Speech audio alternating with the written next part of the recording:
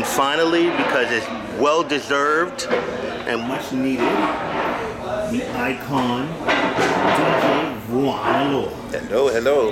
So this is something that definitely needs to be done because people have to realize that you are an integral part of the ballroom scene. You know, you help the balls move along. That's so good. Let's talk. How you doing today, first of all? I'm good. How are you? I'm doing well. So Vaughn, let's talk about how the hell did you end up coming into the ballroom scene? Ballroom scene, I got into the ballroom scene by being nosy. I went down, made my way down to the Village in West 4th Street. Found Unique, the clothing store, and found these kids who were doing clubs, and I started to hang out at the clubs with them. And they just happened to be ballroom people. The same time as the infamous museum attack happened. And that's how I got into ballroom. What year was that? This was about 88. 88. 88. Okay, so what was for the people? What was the ballroom music of then? You could say the ballroom music of them was anything that was hot at the time. What was being played at tracks, what was being played at the Sound Factory, just the beats that they were, what they were playing, and they had some seminal classics. Of course, Love Hangover, Let's Go was already in play. Percolator was very hot. That was hot in the club too. Oh yes, right yes, it was hot in the club.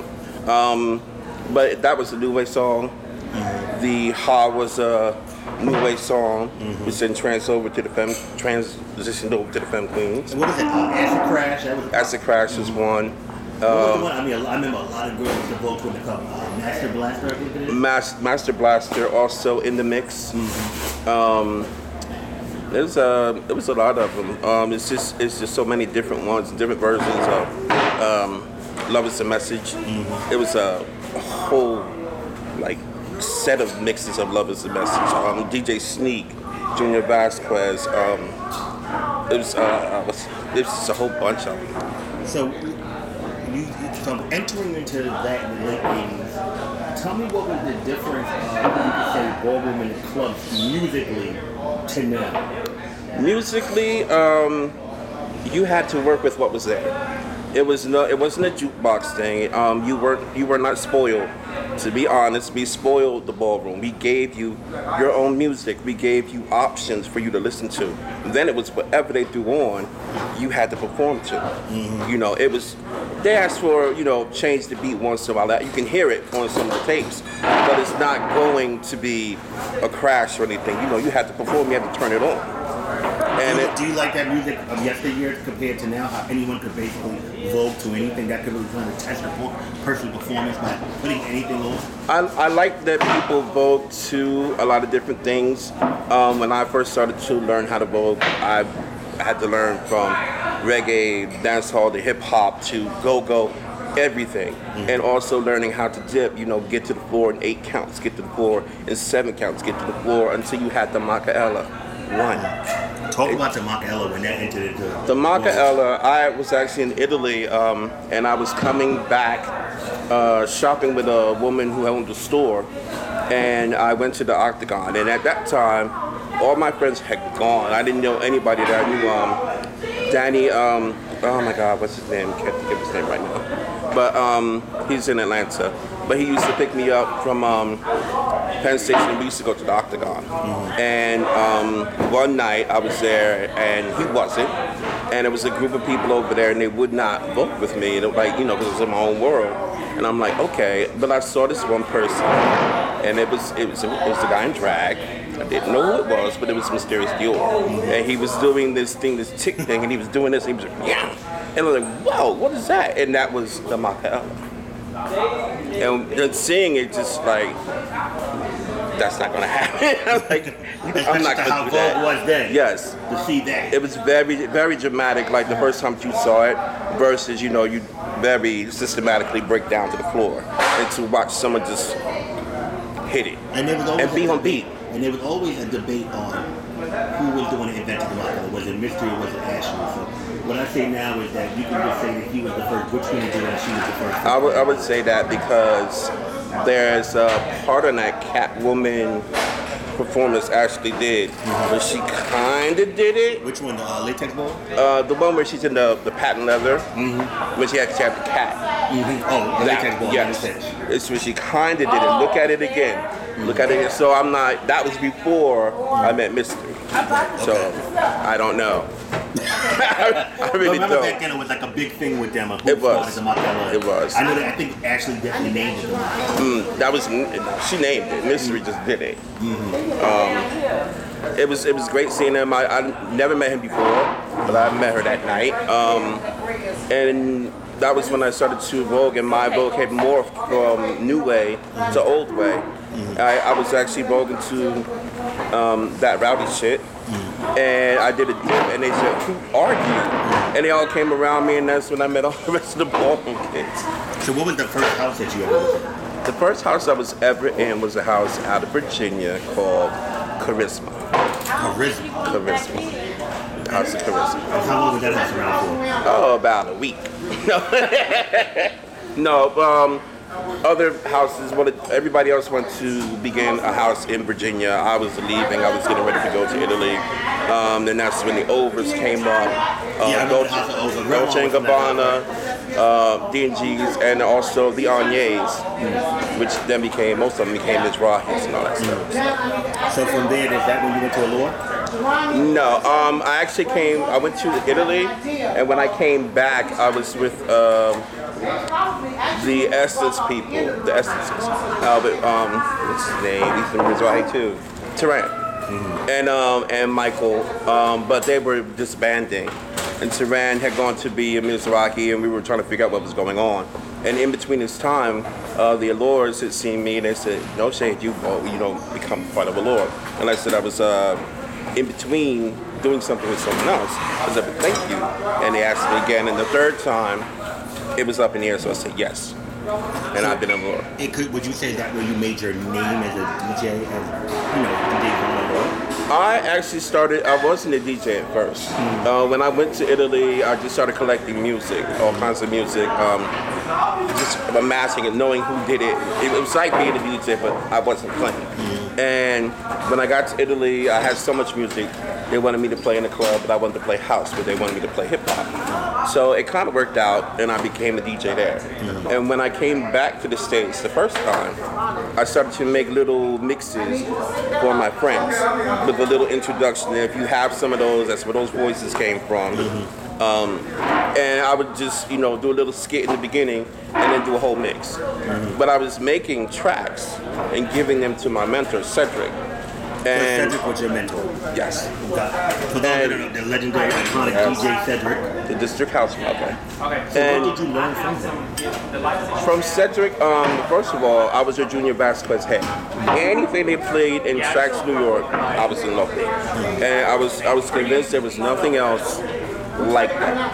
And what happened was, one weekend I got to go down to DC, finally, because I was way too young before. Finally I got to go to DC, and tracks blew my mind. The music blew my mind, what they were playing blew my mind. I just didn't, it was totally different. And I got bit by the bug by Cedric going off. But Cedric wasn't playing then, it was another DJ first.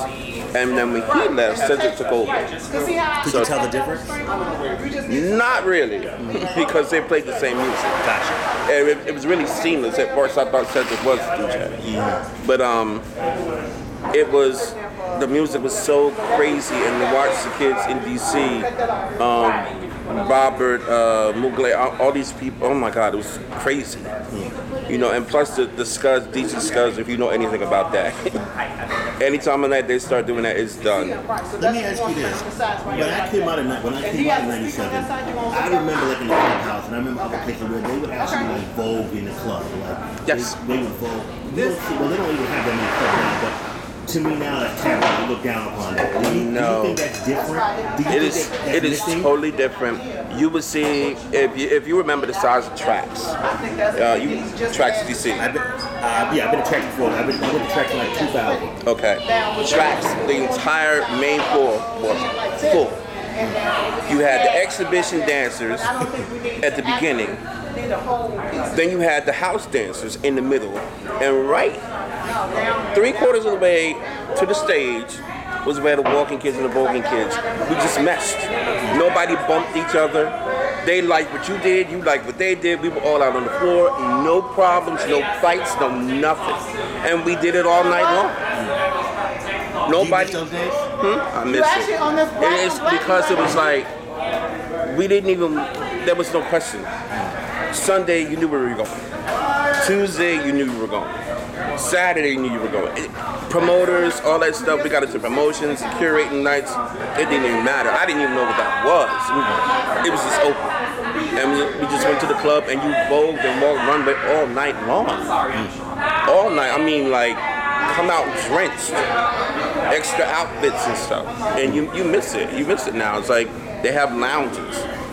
You know, and my mother's Cedric plays in DC now, and I haven't seen them because I don't know what I'm going to get when I go in there. And I play so much everywhere else. It's like I'm not going here to listen to radio music, not hip hop, radio music. Why? That was the reason we came to the club, to hear stuff you've never heard before. You know, and it's sad, and I'm glad I grew up in that time. I'm glad I did. So tell me some of the things that you cannot stand DJing at a ball. So the people can kind of know. This is with love. First of all, I love everybody at a ball. I do, believe me. And you know, and I tell you all the time. Sometimes when you come to me, things are happening, and you get a bark. You know, but it changes no love between anybody that comes to a ball. You know, and we've done it all the time. It's like just this one with you and Kelly. Kelly. But it changes no love. But really, if you're going to, it's kind of hard to concentrate on what's going on at the ball, especially when you hear the commentator start and I'm playing with them. I can't concentrate on you talking to me about I need to get this record and can y'all send it? I can't I'm working. And you know, we've tried to do a system sending in your productions early, which is working pretty good. Pretty good. They gotten a lot better on that. Phones. It was a shit show at first. Yeah. Because it was like, okay, I gotta unplug this and do this, and phones. I love y'all. I think sometimes some of the people, some of the performers, they kind of want you to create magic in the spot.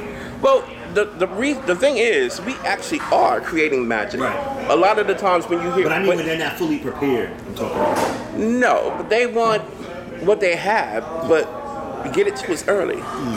Because the thing is, if you send it to me, you don't have to worry about it. I already got it. I'll bring it to the ball with me. All we're going to do is put you in order. And we got you. You know, and the other one is when I can't see. Y'all know what happens when I can't see. We stop the ball. Also, And why do you need to see so they can understand? I need to see what's going on so I can make you feel it. Those extra crashes and all that stuff that's going on. Especially when you know that yes. two individuals like a if you come out there, if you give it to me from the beginning, anyone, it doesn't have to be one of the main superstars. You can be somebody, but you're giving it from the beginning. I'm going to feel you, and we're going to get it. I'm going to give you your moment.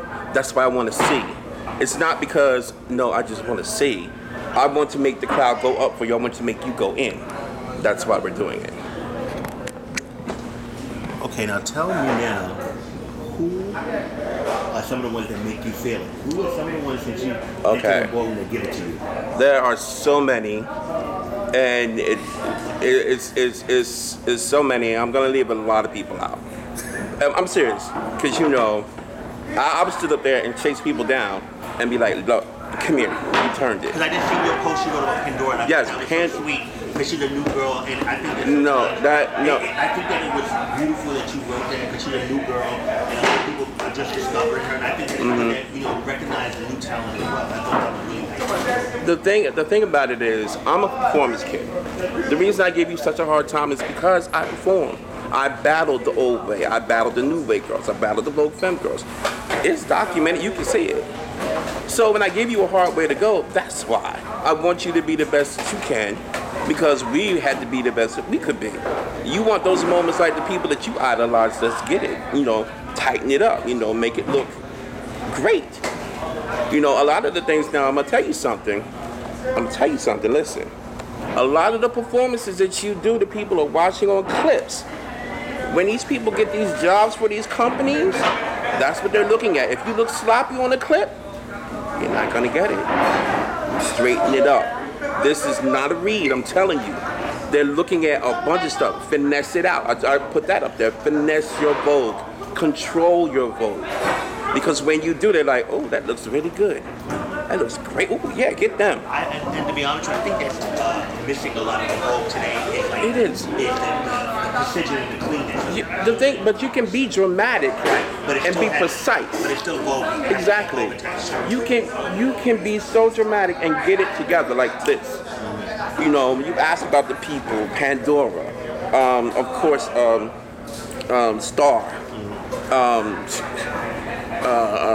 So many of them. God, Jesus. Who's that? Kiki House as well. What's that shop? Taylor was in Jersey, Old Navy. Won the ball at Old Navy. Unbelievable. White Mugler from overseas. I'm looking at them now. Shy. All these kids. Of course, Tamaya and the Lambin Child, Kay, and all. Sorry, y'all know who you are. I love y'all. Y'all know I do. China, of course, all the femme queens. Jack just had the issue. They slayed that. All the twisters that came out for the coach thing, did your thing. Jelani and the rest of them, unbelievable. It's just that I want you guys to do it, and I want you guys to do it where people pick you because it looks great, not because you're just spinning or going wild or anything like that, which is the girls. Don't do the girls. We don't do the girls. Do the because you actually did something, but straighten it up because they're looking at you. For those that don't know, but they should, you DJ around the world. Yes. What are the differences between the balls of the United States and overseas? They start on time. The balls overseas, they have their crowd there. They start on time. They have their equal share of drama, but it's more of it is a friendly feel. The competition's there, but they're still in the hugging phase and all that stuff. They're getting ready to get status, so that's not gonna last too long. But the venues are better, but a lot of them, the prices for their things, they go into an agreement with a company and get a venue. They don't charge more than like $10, $6 to $10, period, for a ball. But then again, they know we ball the benefits that we get. You throw a ball, you get everything. They gave you the place. They'll break you off something, but they get money. The talent, they go for the hard things. They go for the hard things. Old way, precision, new way, and they are killing it. And they're coming after kids for both. Damn. Straighten it up, please, because they're going to give you a run for your money. You can see them. And last thing, when is your ball? You put that Anarchy in. Yes. And it got Anarchy got pushed back because of the infrastructure of the building. It was an arena, and a building was built inside of it. The top floor was not finished. We heard that it was supposed to be finished, and they couldn't guarantee that it was going to be finished. So instead of trying to risk it, I had to cancel it. But it will come back. It'll probably be back this year. I'm going to check the schedule later. 2020. Yes, 2020. It was the anniversary of my mom's death, which is the reason we had it right before the holiday. That was the reason it was there. It wasn't trying to be fierce or anything like that, or try to make you come to DC 3 times. It was just the anniversary of my mom's death. But Anarchy's coming back. We'll get that freaking baby tiger back because they had to pay for that. $8,000 for a baby tiger. I don't even know about the baby tiger. We have to talk about that. Yeah, and 2 handlers. Okay, so just tell the people they don't know how they can follow you, where they can find you. You can. Oh, sorry. kick. I'm all over social media, Vjuan Allure. You can find it anywhere, Instagram, Yahoo, Twitter, all that stuff. Music is everywhere. Amazon, iTunes, Spotify, Rhapsody. You're global. Global. Being global. And one other thing, support the ballroom DJs. Let me tell you, if people don't understand, being a ballroom DJ is the hardest DJ job there is. Because you're listening to 20 different things going on, and they're trying to give you the best that they have. Trying to surprise you with nasty beats and everything. Some of them work, some of them don't. But respect them for trying to do the job that they're doing. Because all of them are great. Who is some of the ones that you're really co-signing? Really co-signing? I co-sign Queen Beats. Definitely love Mike and Burrell and the rest of them. Scott Shaker, Question Mark. Pills, Galactic Bass, Pump the Beat. Of course, the rest of the Elite Beats DJs. The ones overseas. All of them. Maybe one day you guys can all come together and throw an event. Maybe that's good. We talked about that. I think that would be We talked before all the rest of them came in. Me and a couple Queen Beat. We had talked about that with Carlton, trying to get that done. But right. Yeah. Well, thank you, Vaughn, for taking the time out and talking to me. You're welcome. And make sure you guys check them out everywhere. Love you guys.